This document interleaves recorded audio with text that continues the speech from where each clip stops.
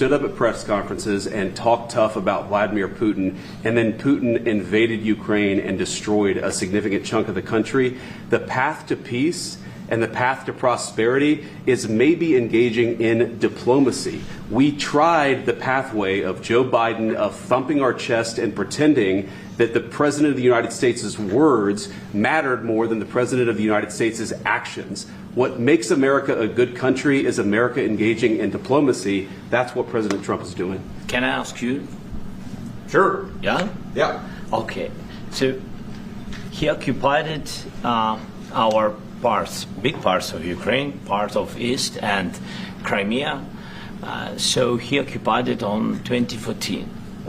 So during a lot of years, so I'm not speaking about just Biden, but those time was Obama, then President Obama, then President Trump, then President Biden, now the President Trump, and God bless, now President Trump will stop him. But during 2014, nobody stopped him. He just occupied and took. He killed people. You know what the contact 2015. 2014. 2014 is Well, 2014. Yeah. So I was not here. Yeah, but, That's exactly right. Yes, but during 2014 till 2022, the situation the same. The people have been dying on the contact line. Nobody stopped him. You know that we had conversations with him, a lot of conversation, my bilateral conversation, and we signed with him, me, like a new president. In 2019, I signed with him the deal.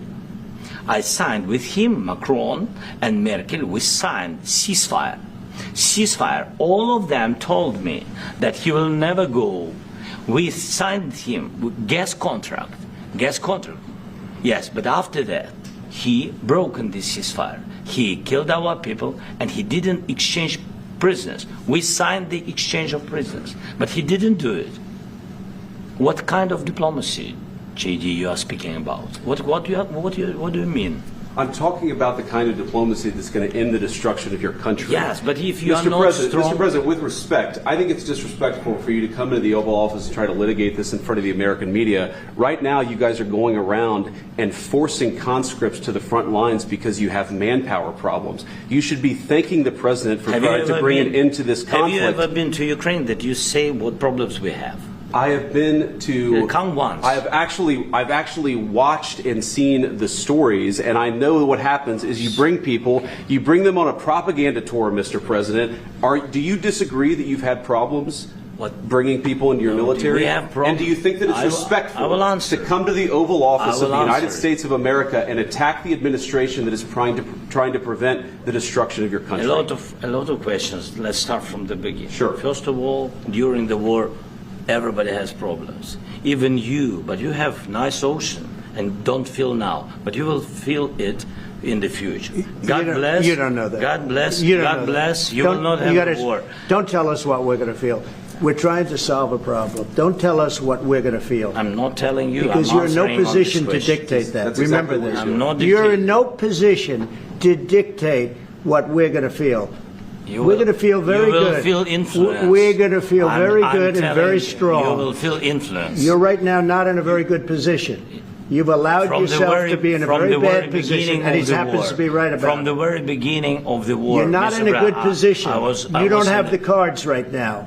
With us, you start having cards. Playing cards. Right now, you don't. Yeah, you're playing cards. Mr. President. You're playing I'm very cards. serious. You're gambling with the lives of millions of people. You're gambling with World War III. You're gambling with World War III.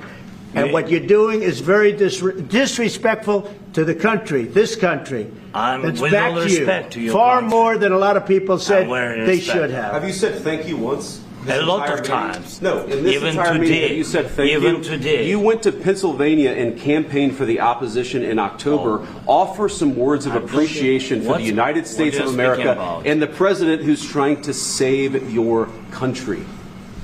Please, you think that if you will speak very loudly about the war, you He's not speaking loudly. He's not speaking loudly. Your country is in big trouble. Can I Wait a answer? minute. No. You've done a lot of talking.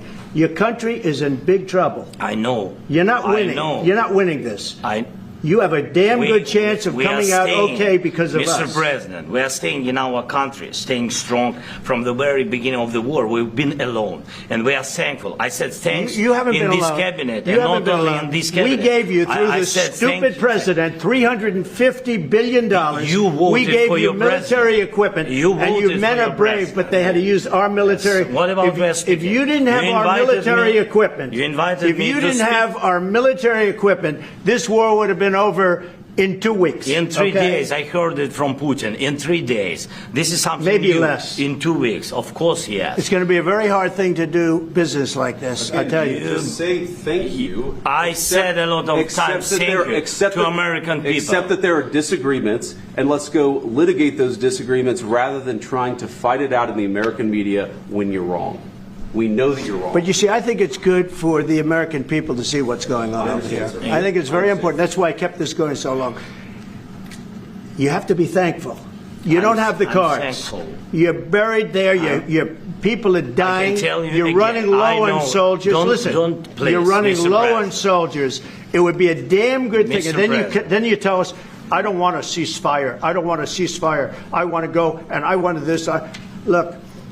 If you could get a ceasefire right now, I tell you, you take it so the bullets stop flying and your men stop getting killed. Of course, we want to stop the war. But you're saying you don't want a ceasefire. But I said to you, I want a ceasefire. With guarantees. Because you'll get a ceasefire faster than an agreement. Ask our people about ceasefire, what they think. That wasn't it doesn't with matter me. for you what. That wasn't with me. That was with a guy named Biden, who was not a smart person. That was with Obama. It was your president. Excuse me. That was with Obama, who gave you sheets, and I gave you javelins. Yes. I gave you the javelins to take out all those tanks. Obama gave you sheets. In fact, the statement is Obama gave sheets and Trump gave javelins. You got to be more thankful, because let me tell you, you don't have the cards. With us, you have the cards. But without us, you don't have any cards. One more question to Mr. Vice President. I'm sorry. It's going to be a tough deal to make, because the attitudes have to change. What if Russia breaks ceasefire? What if Russia breaks peace talks? What do we do then? I understand that it's a heated conversation right now. What are you saying? She's asking, what if Russia breaks the ceasefire? What if anything? What if a bomb drops on your head right now? Okay? What if they broke it? I don't know. They broke it with Biden, because Biden, they didn't respect him. They didn't respect Obama. They respect me. Let me tell you, Putin went through a hell of a lot with me. He went through a phony witch hunt where they used him and Russia.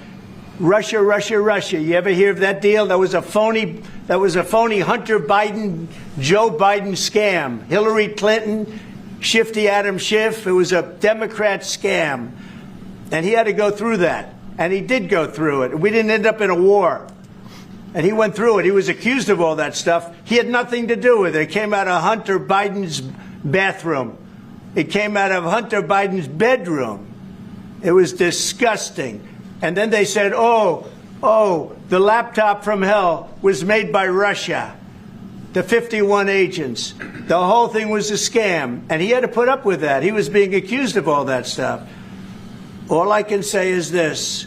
He might have broken deals with Obama and Bush, and he might have broken them with Biden. He did, maybe. Maybe he didn't. I don't know what happened. But he didn't break them with me. He wants to make a deal. I don't know if you can make a deal. The problem is, I've empowered you to be a tough guy. And I don't think you'd be a tough guy without the United States. And your people are very brave. But you're either going to make a deal or we're out. And if we're out, you'll fight it out. I don't think it's going to be pretty, but you'll fight it out. But you don't have the cards. But once we sign that deal, you're in a much better position. But you're not acting at all thankful. And that's not a nice thing. I'll be honest, that's not a nice thing. All right, I think we've seen enough. What do you think? Huh? This is going to be great television, I will say that. All right. We'll see what we can do about putting it together. Thank you.